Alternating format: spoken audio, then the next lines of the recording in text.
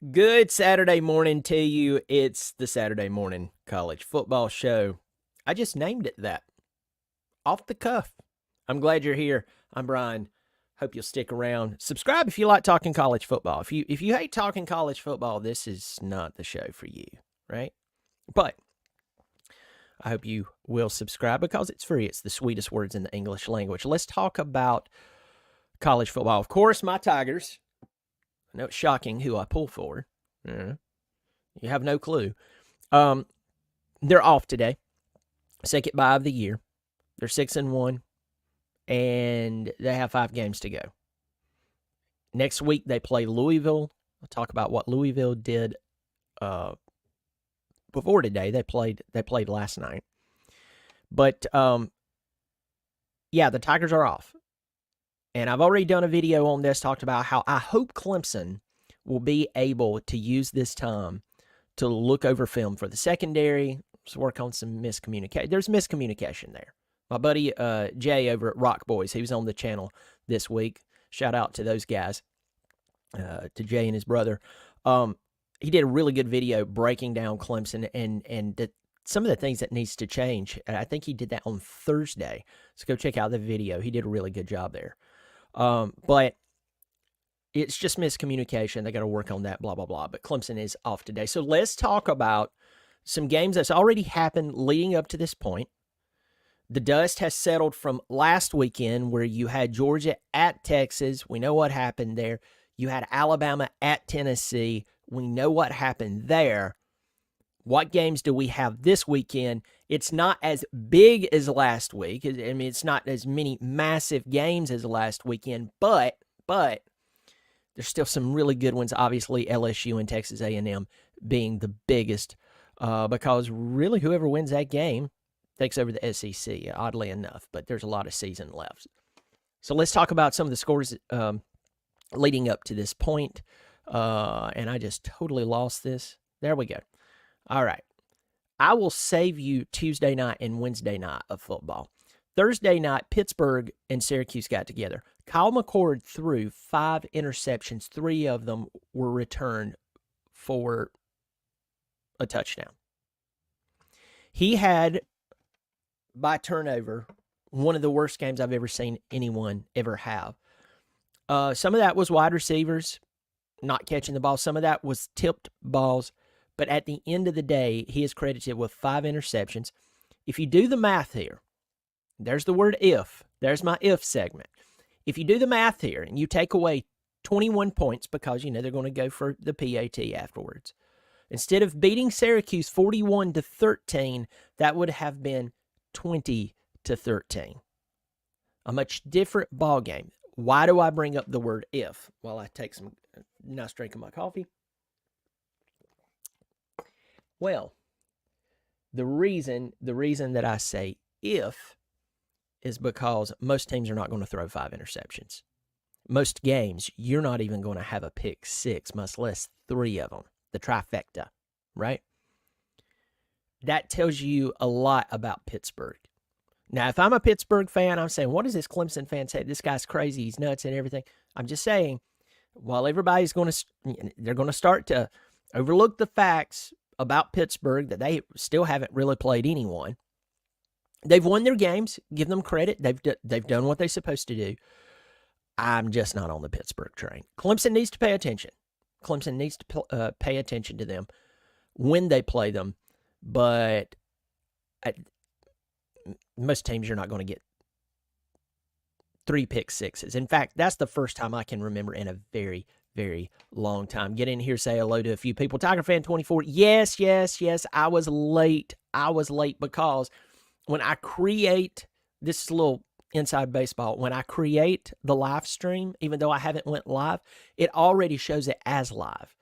And I'm not even done setting up YouTube yet. Uploading the thumbnail and typing in the this, that, and the other. No, it's crazy. So, yes, I was like, good morning. I'm nervous, but I think my Irish will win. I hope Brian Kelly turns purple at College Station. Okay, I got you. Will and D, I'm going to talk about Notre Dame. Get this, Notre Dame's only ranked opponents left on their schedule this year. It's not Southern Cal, who, by the way, beat Rutgers last night.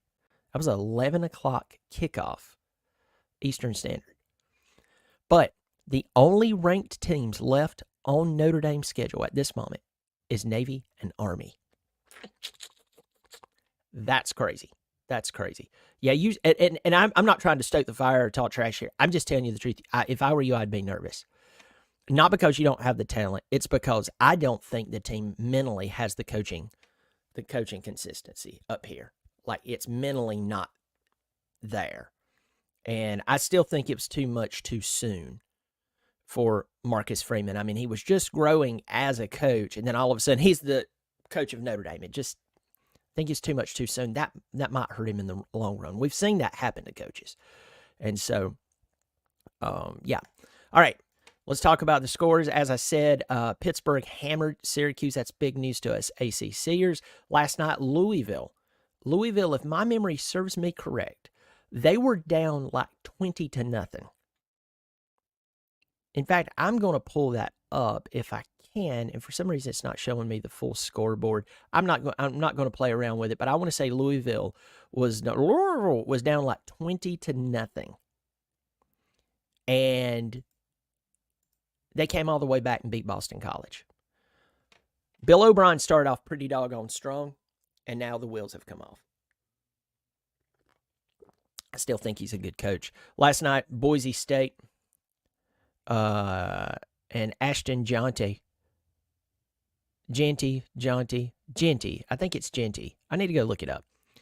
They barely beat UNLV, 29-24. Boise State. They only have that loss to Oregon. Oregon had a very tough time with them. I think only won by 3 points, if my memory serves me correct. UNLV gets their second loss of the season. Barry Odom has done a pretty doggone good job with them. 29-24. Southern Cal beat Rutgers last night 42-20. I think they're 4-4 on the season. Let's talk about the matchups for today. I'm going to go through ranked matchups first. 12 o'clock on Fox, Nebraska and Ohio State. Ohio State's a 26-point favorite. Nebraska, they're 5-2, but I mean, last weekend got hammered by Indiana. I mean, it's just wow. It's just, how can you explain that? But Ohio State, definitely a favorite in this game. You have Jeremiah Smith, the incredible true freshman, 32 receptions, 553 yards, 7 touchdowns. Moving on to Will's game, 12 o'clock. Kicks off here in about 2.5 hours, 2 hours, 25 minutes. East Rutherford, New Jersey. Number 12, Notre Dame, playing number 24 at Navy. Notre Dame's a 14-point favorite. They, in fact, have increased, and Vegas has increased their spread from like 12 yesterday or day before to 14. I think it was something like that. Notre Dame, definitely a favorite in this ball game. And let's go on through. I'm just going to start peeling off the games, and then I'll talk about them a little later on. 12 o'clock, Washington playing number 13, Indiana, 7-0. Indiana's a 5.5-point favorite. This is in Bloomington. We got Oklahoma and Ole Miss. Ole Miss is a 19-point favorite in Oxford. 3:30 CBS, you have Illinois, a team that's done very well, playing at Oregon. 7-0 Oregon, number 1 in the country, 22.5-point favorite. You have BYU at UCF. UCF's a 2.5-point favorite, and they're 3-4. We'll talk about that in a second. Missouri at Alabama, 3:30. Bama's a 15.5-point favorite. Texas and Vanderbilt in Nashville. Texas is a 17.5-point favorite. Yesterday I did a video on this. Absolutely stirred the pot, ticked some people off. Of course, that's the reason for the video. Florida State 1-6 at Miami. Miami's a 21-point favorite. That kicks off 7 o'clock ESPN. Penn State at Wisconsin. Number 3 Penn State, 7:30 on NBC. Penn State's a 6.5-point favorite. LSU and Texas A&M, number 8 versus number 14. A&M's a 1-point favorite. That has changed, if my memory serves me correct, at College Station. Kansas at Kansas State. Kansas just kind of fell apart this year. They kind of fell apart. They've been doing pretty solid over the past 2 years considering Kansas football. This year, not so well. K-State is still only a 10-point favorite. 8 o'clock tonight, ACC Network, you have SMU at Duke. SMU's 11.5-point favorite. That's 6-1 versus 6-1. SMU's number 22. Okay, so let's get into the comments section, see who else is there. William D says, no way they came back. I gave up on them. Yeah, it was pretty ugly, and then boom, they came back. It's crazy. It's crazy. Remember this, Louisville, they've lost 3 games this year. Each game they've lost by 7 points each. It's crazy. I mean, a loss is a loss, but when you're sitting there looking at a game, like I'm going to bring up a sore subject for us Clemson fans. Clemson fans are still trying to talk away how Clemson lost to Georgia by 31 points. Like, there's all these different ways of thinking, and I'm an analytical person by nature. That's kind of the reason I come off the way I do about even Clemson. And people take it so harsh is because if you'll, like I missed the Texas game last week by violating one of my core principles, and that is who's coaching, who's playing, and who have you played, right? Who have you played? Texas, up until last week, had not played anyone. You would say, well, they played Michigan at the Big House, and they're reigning national champions. They're the reigning national champions who doesn't have their coach, who a lot of those players who won the national championship are gone. So, in theory, yes. Two things can be true at once. Yes, they are the defending national champions. And no, that team was not on the field. Texas had played nobody up until last week. The grace I give myself is that Georgia, after that Clemson win, had really become lackadaisical. Right? They basically farted around with Kentucky. They had farted around with Mississippi State, who, by the way, is like 1-5, 1-6. And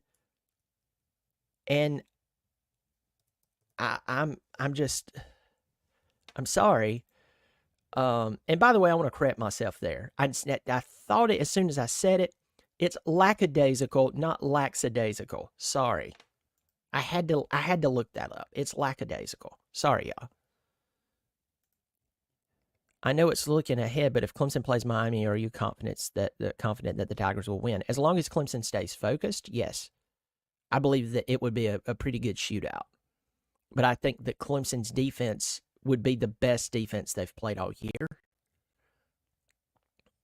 And that front seven would be the toughest front seven that Miami's played all year. At the same token, that would be, aside from Georgia, the best offense that Clemson had played all year. So the thing for me is Miami's defense gives up a lot of points. They're ranked number 21 as of right now, total defense in the country. But go look at points. 3 weeks in a row, they've given up over 30 points to their opponents. So when they've played anyone with a pulse, and California's subpar. I mean, they gave up 38 points to California. They gave up 45 to Louisville last week. Clemson's offense is hitting on a lot. It would take Clemson beating themselves offensively for Miami to beat us. And that's fully possible. Clemson has not had a big game that they have to prove that they can continue to coach at a high level offensively. By the way, did anybody see where Garrett Riley is already on the short list for head coaches for East Carolina, where he started his career, by the way? Houston was fired last week, and now he's already on that list. Blake Ellis, what's up, Brian? We got the day off, stress-free Saturday. Yes, sir, Blake Ellis. But you know me, I'll stir the pot enough to where at least raise the blood pressure a little bit. I'm glad you're here, Blake. I'm glad you're here, my buddy. All right, here, let's get back in here. I got to moaning and groaning about this, that, and the other. So let's look at Florida State and Miami, and we'll just hang here for a second. Florida State, Miami. I think this game is going to be one of two things. It is going to be a complete and utter blowout by Miami. I mean, Miami comes out, desecrates Florida State from the beginning to the end, and it's just that one good stab at Florida State. They're down. They're not even on their hands and knees. They're laying flat on their belly. They're pretty much disoriented. Miami's going to continue to kick them. There's that. And transparently, even though I did a video yesterday to stir the pot, and it's easy to tick off Miami fans. All you have to do is insult Miami just a little bit. Just a little bit. And what's the first thing they talk about? 2001. 23 years ago. Not all of them, but a lot of them. I got my buddy 904 Hurricanes in here. I know he'll probably see this video. Not going to take us. We do some good old fashioned trash talk here, but we're not going to get personal. We can get a little heated and have a little fun, but it's not. I'm not going to lose relationships over a game that involves players and coaches I don't know. At best, I might have shook their hand passing them on the street. I think I saw Antonio Williams at the Chipotle in Clemson about 2 months ago. I'm not kidding. It was late one night. I had went out to visit some of my family, and my oldest and I went into the Chipotle there, grabbed some to-go food so we could drive back home. Had to drive ahead of us, and I'm pretty sure that was Antonio Williams.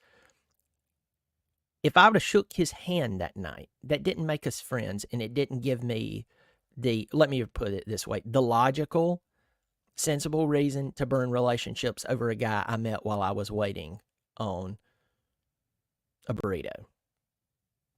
How dumb, stupid, and naive must one be? So, anyway, I'm not going to do that. With that said, going back to Miami.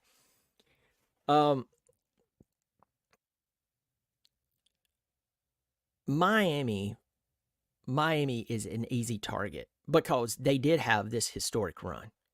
They had when Miami was Miami, you couldn't beat them. You couldn't. I mean, it was just outrageous. Those guys were crazy good.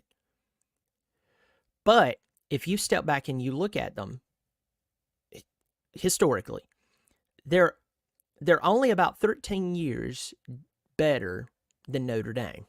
You go, what do you mean? What was Notre Dame's last national championship? 1988, right?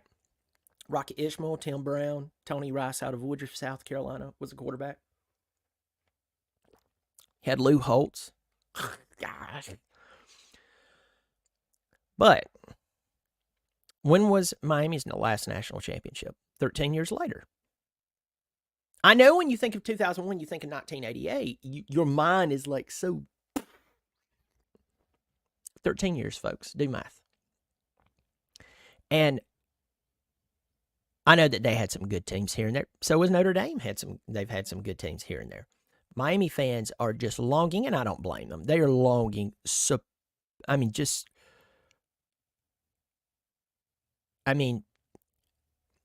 Anyway, they're longing to be back. So right now, nobody is paying attention. You remember one of my core principles that I talked about just a second ago of how I missed the Texas game? How good do you know that Miami really is? How good are they? Who have they played? And how did they play when they played them? And I know someone on here is going to say, what about your Clemson Tigers? I agree. You thought you got me there? No, you didn't. Miami has played nobody, and when they have played kind of somebody, they almost lost. What does that tell you about and that's like 2 or 3 weeks in a row. Let's just look at this. I've spent a lot of time on this one, but this has a lot of implications for Clemson. You played California 3 weeks ago. You won 39-38. You played no, that was 2 weeks ago. You played Virginia Tech. A Virginia Tech team who is not seen as some juggernaut, though I think they're going to be a problem. Clemson has to come in and play them well in Blacksburg. You won 38-34. See, you gave up over 30 points there. Played Louisville this past weekend. You gave up 45 points. So, folks, here's my point in all of this. When you have a defense that goes out there and stops them, if you have a defense that goes out there and stops them just 2 drives, they're done. And I'll guarantee you, if Oregon had to play Miami right now, if Georgia had to play Miami right now, and I know there's that word if that I'm throwing around, what happens when you get to the college football playoff? It's not if, it's when. So the scenario changes from just this straw man argument scenario into reality.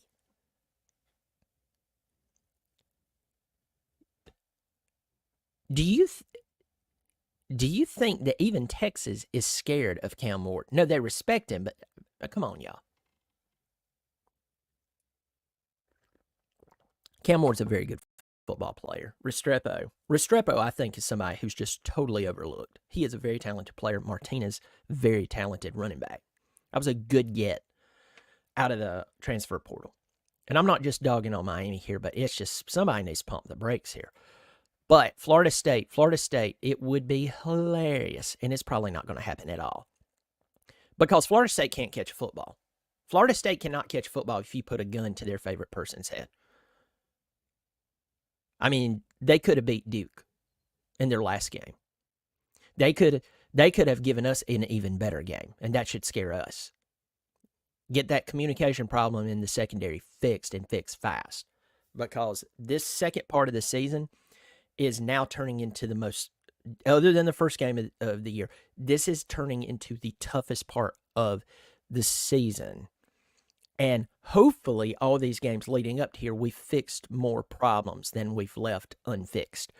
And that will get us through, and hopefully so. But Florida State can't catch football.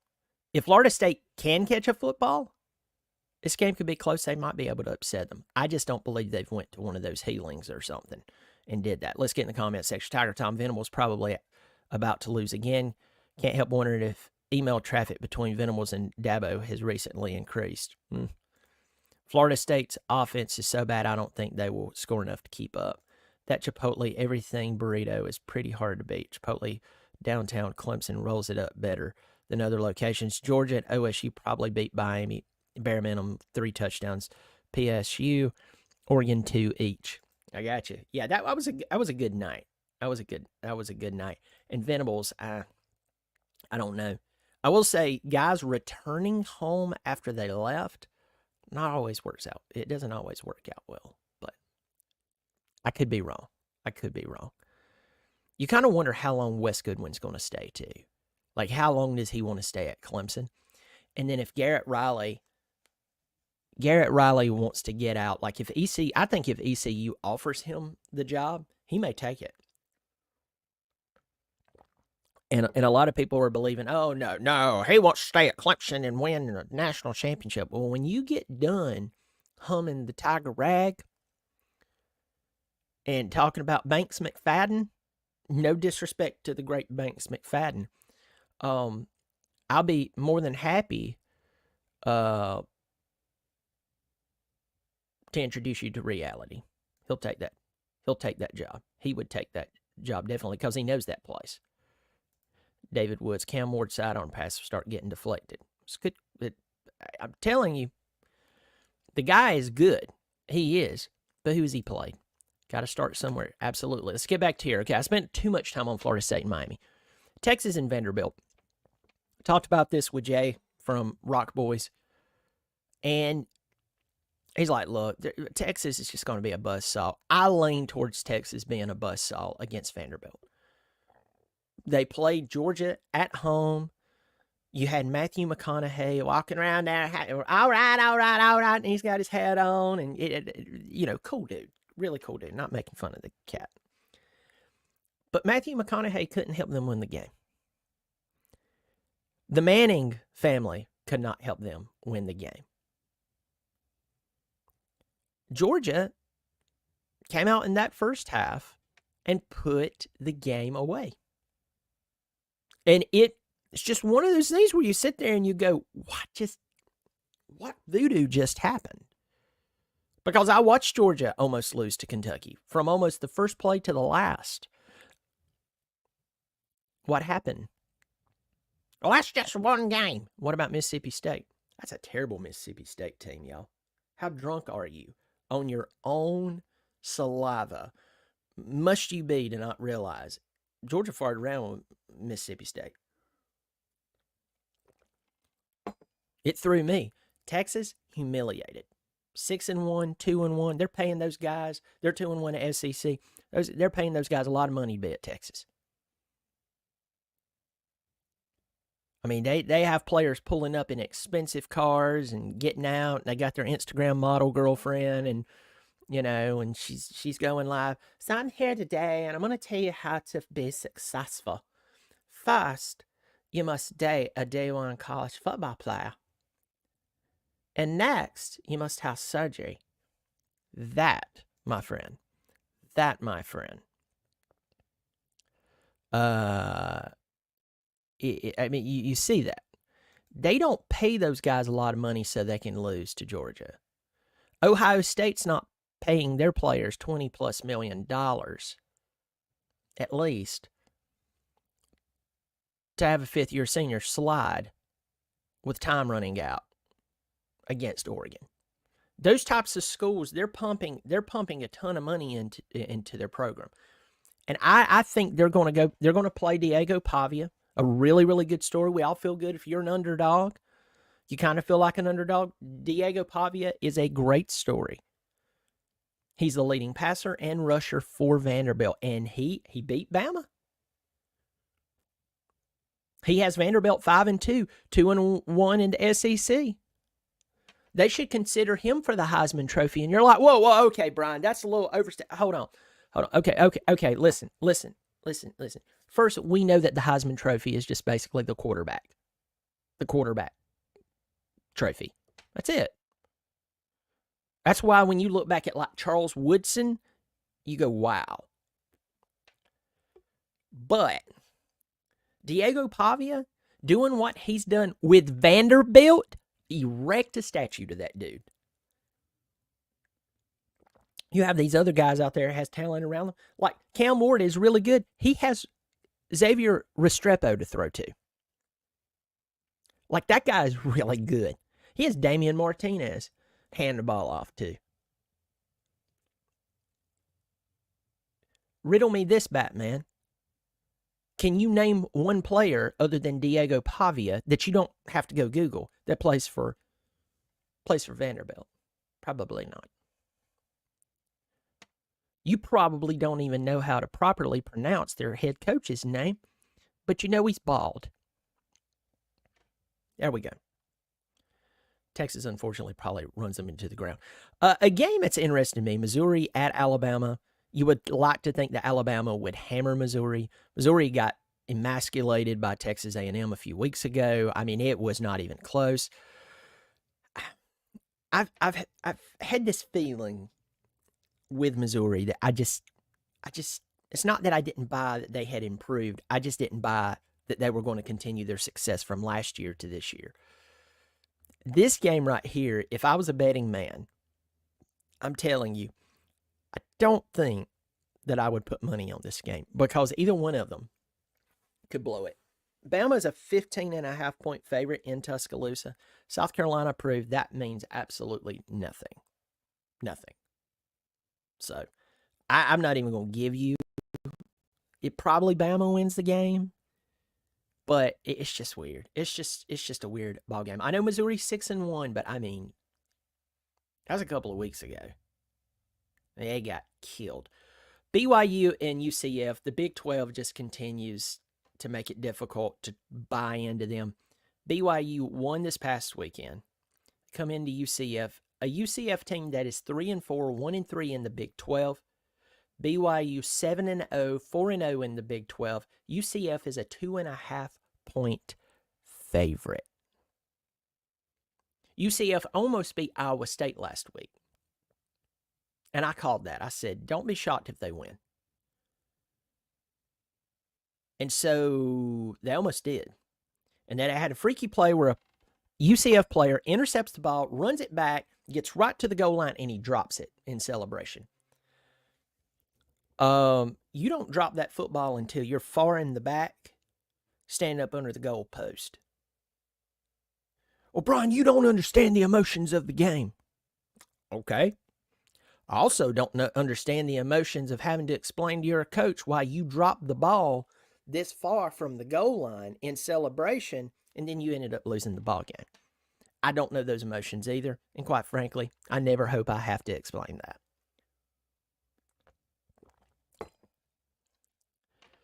BYU and UCF, that's another question. I mean, I do want to go to BYU Stadium. I want to see BYU Stadium. I do want to see it. Let's get in here. Hop into the... Oh, 904 Hurricane's in here. All right. 904 Hurricane is in here. I can't wait to see this. Let's see. McConaughey's still trying to become a politician? I don't think so. Have you seen the NIL player parody? I have not seen that, David Wood, but I imagine it's incredible. 904 Hurricane. Okay. You're representing your side of things, and you know me. I said, if you didn't hear this yet, you know me. I would do trash talk, but I keep it civil. I keep it fun, but I did name out that you were fun and that I didn't keep you in the delusional camp, okay? I don't see you as delusional.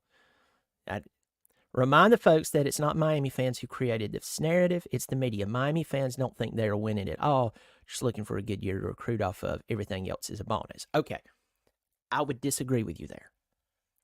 I'm running into some Miami fans, and then again, there's the word. I qualified it. You could rebut me and say some.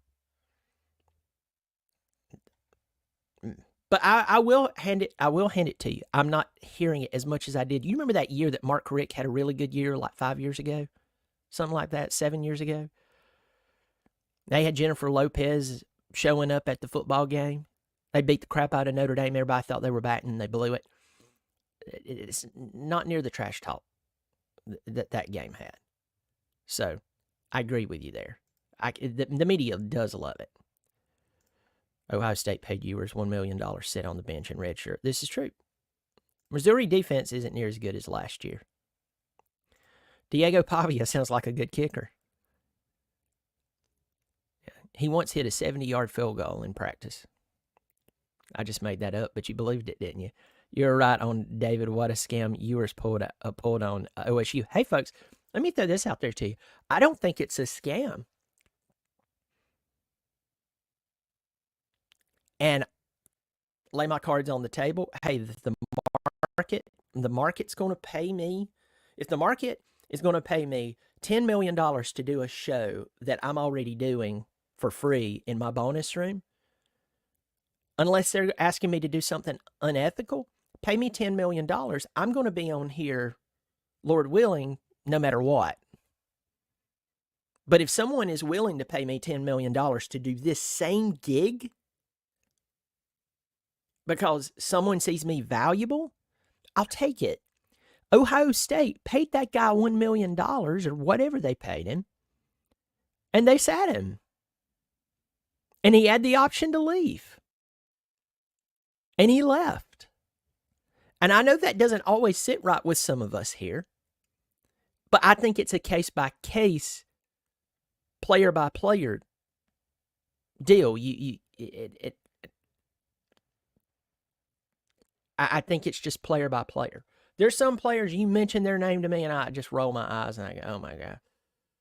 There's some coaches, you mention their name to me, and I mean, I wouldn't trust them with a dying goldfish. But there's other coaches that are paid a lot of money, and maybe I still think that to coach a game, it's way too much money. But then again, the market says they're going to pay the guy. By the way, let's pause there. There are going to be schools that are going to get sick and tired of paying these players what they're paying them. And I predict that after they get burned so much, if it doesn't work out, they may, in fact, I could be wrong, could pull the NFL, pull an NFL and keep paying guys ungodly money, and most of them don't produce. So I could be wrong here. I could see that, definitely. At the same time, I could also see colleges going, you know what, we're sick and tired of paying these guys all of this money, and the donors, they're sick of it. We're not going to do it anymore. We're done. We are done with it. And it adjusts itself. Coaches, you're seeing less and less, well, hopefully, it seems to be less and less coaches are getting these massive buyouts. Florida State's having to learn their lesson. They would have already fired Norvell. And I believe that. There would be I won't say 100%. I think there would be a good chance they'd look at him. Had his buyout been like $10 million instead of, 60, I think they'd went to him and said, dude, this sucks. I don't care about last year. Oh, by the way, you lost your bowl game 63-3. We're not going to listen to the excuses. You're done. But they can't. Schools learn their lesson, and hopefully will learn their lesson, and maybe that fixes the system. Mario hired 45 days before signing day, brought class from 38 to 16. Miami went 5-7. Signed number 7 class. Miami went 7-6. Signed number 4 class. We won't see what Mario does when he wins 10 or more games. It's true. Then again, Miami has had pretty good seasons for a while. Not seasons, signing classes. But you're right. We will see. Going on down here, Miami is a pretender squad. The fall apart game is coming. Not sure when, but it's coming. We will see. Going to Provo, get a seat up in the nosebleed section. Views of the surrounding mountain range is worth the ticket. That's what I want to see. That's what I want to see, Tiger Tom. Market will change. I'm with you there.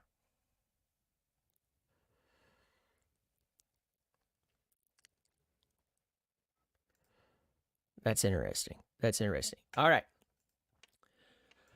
Let's get in here. Oregon and Illinois. Illinois has done a pretty good job of sticking with Brett Bielema. I thought they were going to fire the guy. And they were probably close to firing him not too long ago. And when I say not too long ago, probably last season, I don't know.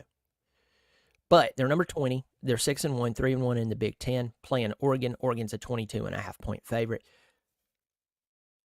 I just see Oregon winning this game. I think that Altmaier kid is playing quarterback for Illinois. The guy's talented. He really is talented. I just think that Oregon is playing at a different level. Now, is it out of the realm of possibility that Illinois could actually come through and do their thing? No, of course not. Of course not. But I think Oregon they have the prize in front of them. They've already beat Ohio State. If they listen to this, if Oregon beats Illinois today, that is the last ranked team on the regular season schedule. Next week, they'll play Michigan at Michigan. Reigning national champions. Yep. Artist formerly known. Different coach, different players for the most part. Michigan, Maryland, Wisconsin, and they finish out with Washington in Eugene, Oregon. They get through this game, they'd have to really lay a golden turd to lose. They have the national championship, or the playoff, in their sight. Oklahoma and Ole Miss. Being a Clemson fan, you have a reverence for certain names in recent Clemson football history. When you think of recent Clemson football history, you think of guys like Taj Boyd. You think of C.J. Spiller. And I'm going to miss some names here, but I'm just going to spew these guys out. Sammy Watkins. These guys were part of the turn that happened. CJ's kind of reaching. I'm not knocking CJ whatsoever, but I'm just saying he's kind of reaching because it's still part of the Tommy Bowden era that went into the it went into the Dabo Swinney era. the change, right at the change.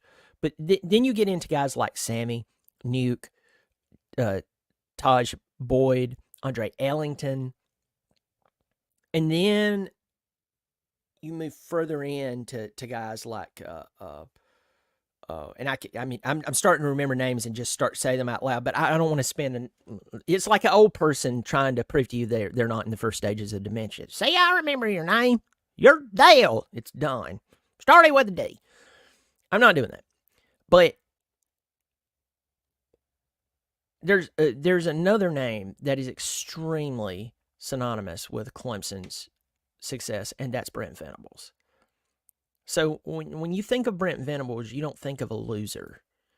You think of a guy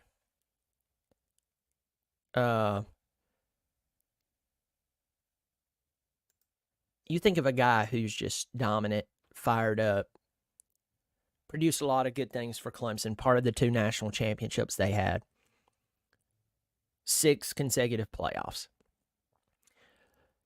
That's not happening at Oklahoma.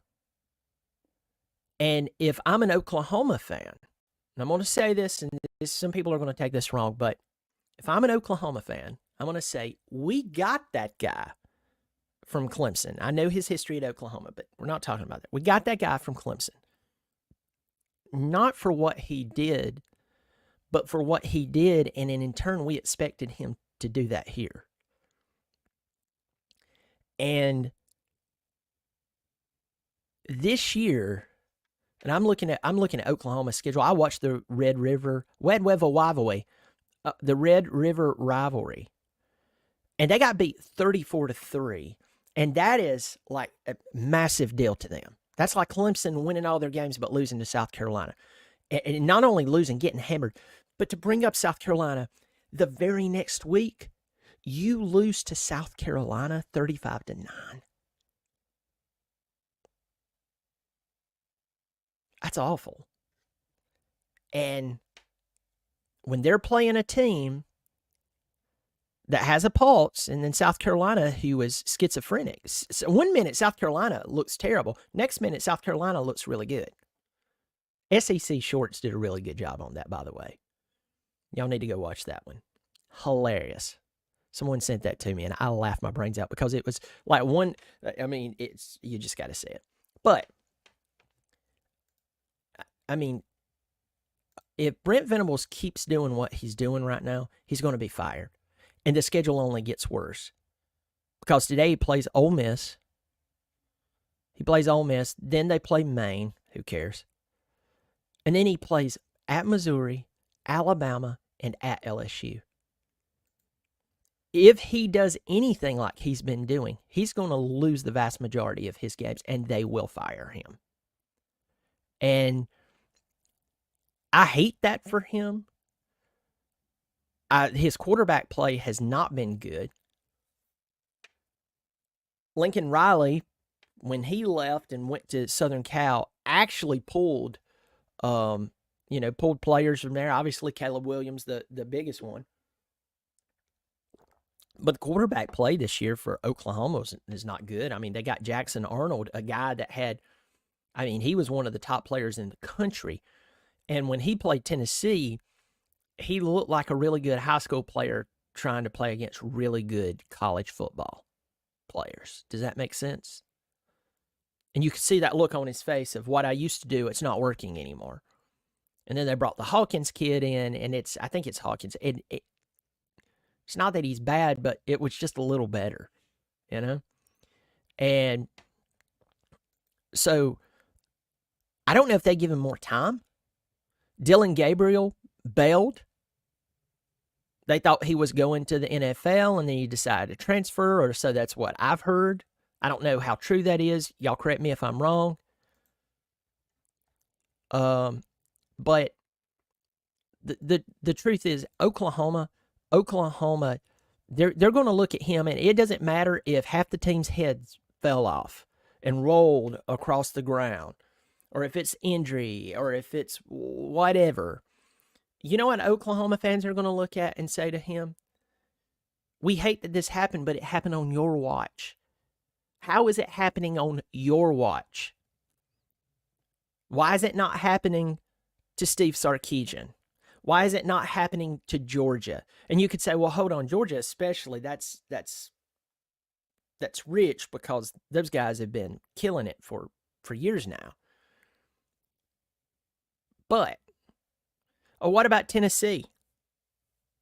They played a sloppy game and beat you by 10 with a redshirt freshman quarterback.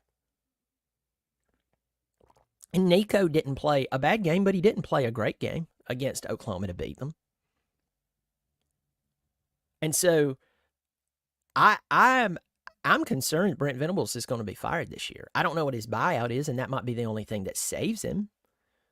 But there we go. There we go, potato. That was really stupid. I should never say that again.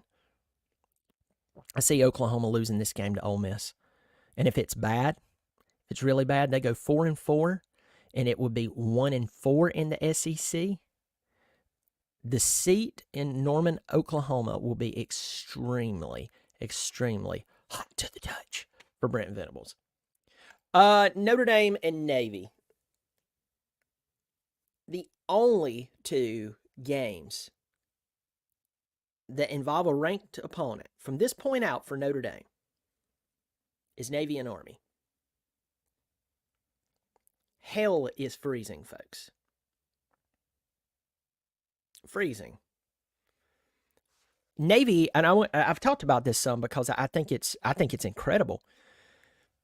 Navy's head coach is in his second year right now. He's in only his second year. Last year, this was the opening game for the 2023 season for both teams. They were in Dublin, Ireland, playing at that beautiful stadium where Florida State got beat by Georgia Tech. But it was a beautiful stadium. Beautiful stadium, beautiful scene, unless you were a Navy fan. It was Navy's head coach very first game, and they got beat up. I mean, they got beat up bad. You would never have thought that the very next season, not only would Navy be competitive, Navy would be 6-0 and going in to play Notre Dame in East Rutherford. And I know they're a 14-point dog to the Irish, according to Vegas, 12 o'clock on ABC. I'll probably try to watch that game, some of it at least. But the truth is, Navy's doing well. They're winning games that last year they would have lost. The year before that, they would have lost. And they're holding a lot of their teams they're playing to under 20 points. And then they're scoring 30. The least amounts of points that they've scored this year is 34. 34, 38, 41, 49, 51, and 56. They scored 56 points against Memphis, the same Memphis team that beat Florida State. They beat them by 12. And there's a great chance that Navy and Army, if Navy can escape this game today, there's a great chance that Navy and Army play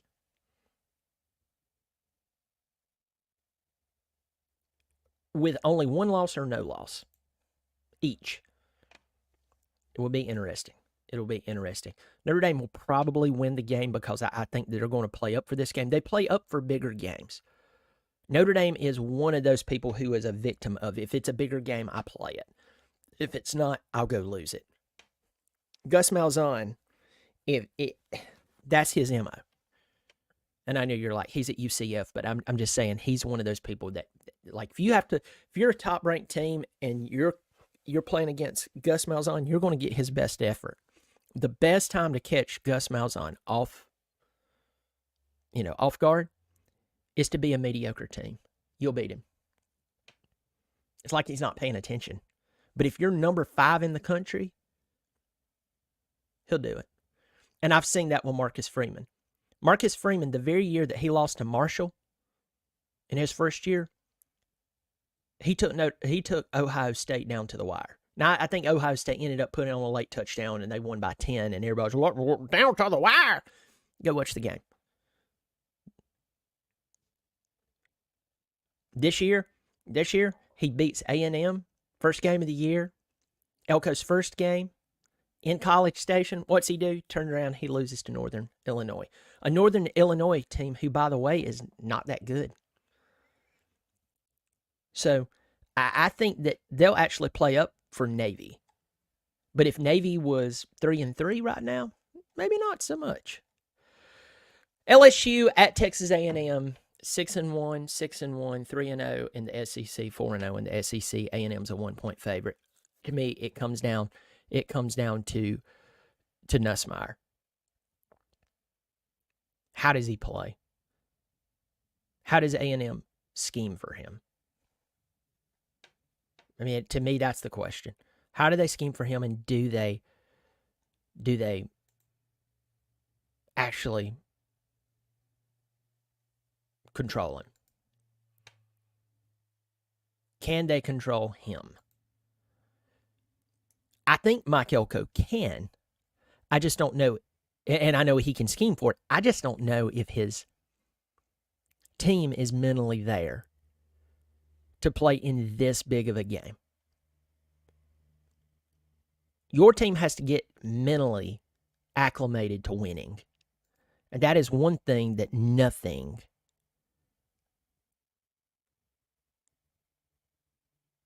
it's nothing and my mind just went blank because I read a comment, and I don't do that. Texas A, winning a game that is a big time game, and you're with, you have a first time head coach at the university. Mike Elko was the coach at Duke, did very well there. But anyway, you have to have those guys mentally prepared to play in a game like this. Now, I'm not saying that LSU is the creme la creme at that, but I have my questions about Brian Kelly.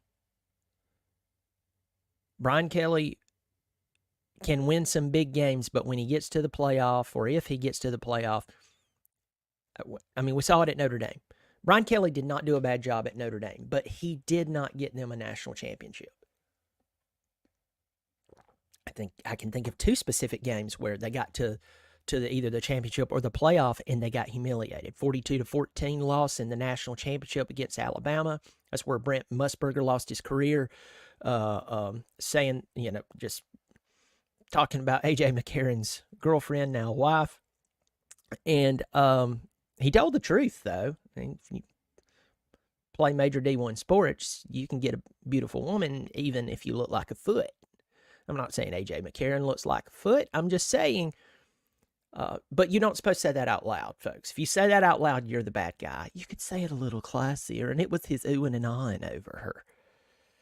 He's an older dude that was heterosexual. Anyway, I'm getting off of that because I'm going to get myself in trouble, and that's not what I'm trying to. I'm just saying, it's just funny how we're supposed to act like, well, reality's not reality. But, and then the other time Brian Kelly got his team to play, he got them to the playoff.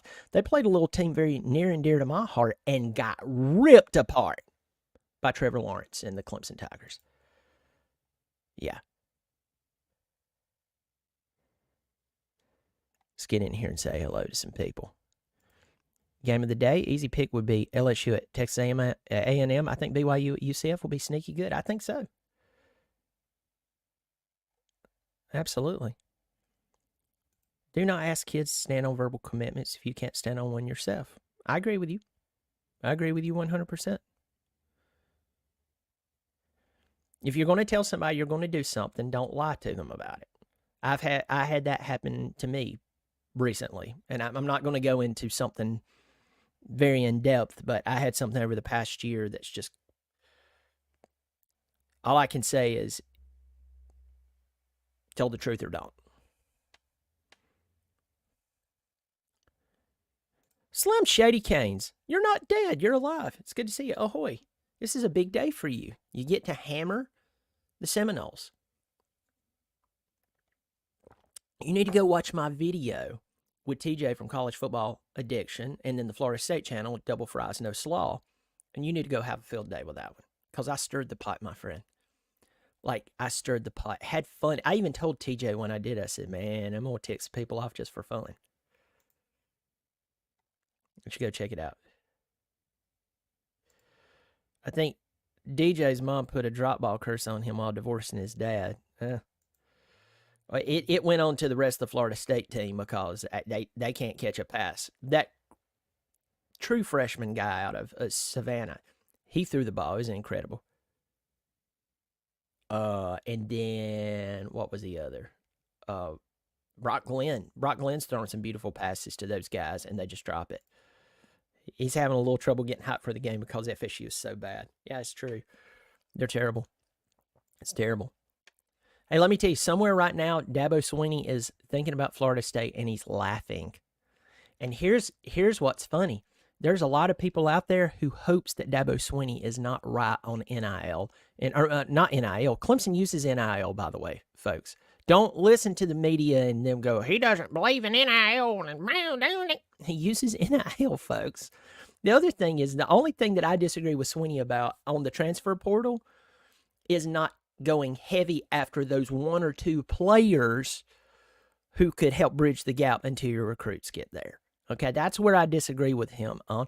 And I disagree with him on the friends and family plan sometimes of offering scholarships to players who shouldn't be on the team. Okay, that's where I disagree with him. But overall, going out and rebuilding your team with guys that you're having to pay hundreds of thousands, if not millions of dollars, and them not panning out, I agree with him on that. Now, if they're panning out, take care of them. But somewhere in a dark room, he might be laughing, and somewhere in another dark room, there's people sitting there going, oh, crap, he may be right. Dadgummit. I'm not dead. Wrecked my truck at work, so I haven't been around very much, but I'm okay. Sorry about that, man. I'm glad you're fine. I'm sorry about that. I hope you're okay, man. Hope everything works out as well. Bobby Durkins predicts bye week 75 Clemson 75-0. Clemson wins. You're right. Bobby Durkins. I started bringing Bobby back, and I don't know, man. There's so much comedy stuff I want to do with him, but it takes so much time to do. Like, you have no clue at how much work it takes to be that stupid. I'll leave that there. All right, let's talk about a few more games. Get out of here. SMU and Duke.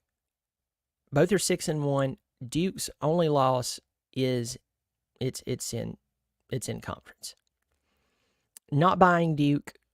SMU still 11.5 point favorite. Interestingly enough, if there was a three-way, if at this point if there were a three-way tie in the ACC, SMU, Clemson, Miami, Clemson and Miami gets in to the ACC championship. And I was asked, I want to say once this week,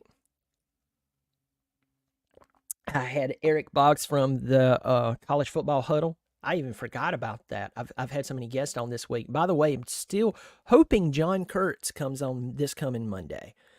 I think he does some work for ESPN. I can't remember. But he's done work for ESPN, other networks. Guy's got a great YouTube channel. It's blowing up. And I was going to have him on the past 2 Mondays, and then his schedule changed. And I told him, hey, man, I totally understand. You know, my schedule is flexible. So he's supposed to come on and talk college football with us. So hopefully have him on Monday. But I've had a lot of guests on and still trying to get other guests on. But I need to get Pigskin Pete. I'm going to text Pigskin Pete right now. Pigskin's probably doing a show. Yes, 904 Hurricane. Yes, I had the Rock Boys on this week. I had Jay from Rock Boys on Thursday. It was a great time. I'm going to text Pigskin Pete live. Hey, man, I'd love to have you on the show this week. Sent.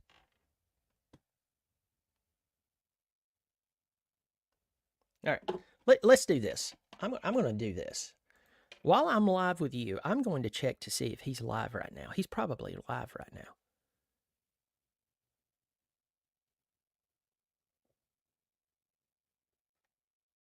Is he live right now?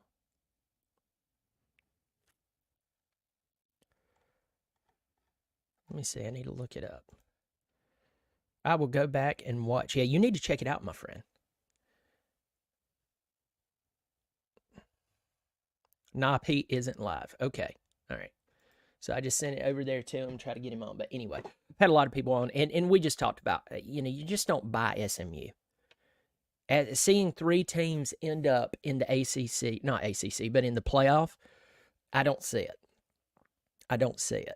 Possibly 2, but between you and I, if Miami wins out and then they beat Clemson, if it's Clemson in the ACC championship, he said, "Sure thing, buddy. What day?" So I'm gonna tell him that in just a second, and now we gotta go. But I believe Miami's in, Clemson's left out. If it's a close game, and let's just say they play Clemson, Clemson wins, but it's a close game, both Clemson and Miami is in. But SMU could win out, and if they do, I still think they get the snub. So, folks, tell me what you think. It's good to see you. Do you have a segment for up-and-coming YouTubers that talk college football? That's a great question. That's a great question. I need to get. There's a few guys that I've brought on, but but it's been a while, so I need to bring them on. But John Thomas, that's a great question. John, thanks for supporting the channel. You see that symbol beside John's name? He supports on a monthly basis. $3 or $5. Try to make it affordable because, hey, it's really good. It's really good to be able to offer somebody to be able to participate in it, not break the bank. Thank you so much for supporting the channel. That's a good question. I need to look more into that and try to do my thing. Pigskin has responded to me. He said, what day? So I'm going to have to tell him. Well, folks, I'm going to let y'all go. College football starts in about an hour and a half. Y'all take care of yourself. If you're a Clemson fan, enjoy the day off. Next week, you have Louisville, followed by Virginia Tech. Yeah. Y'all take care of yourself. Subscribe. It's the sweetest words in the English language. Free. I'll see you maybe later today. As always, go Tigers.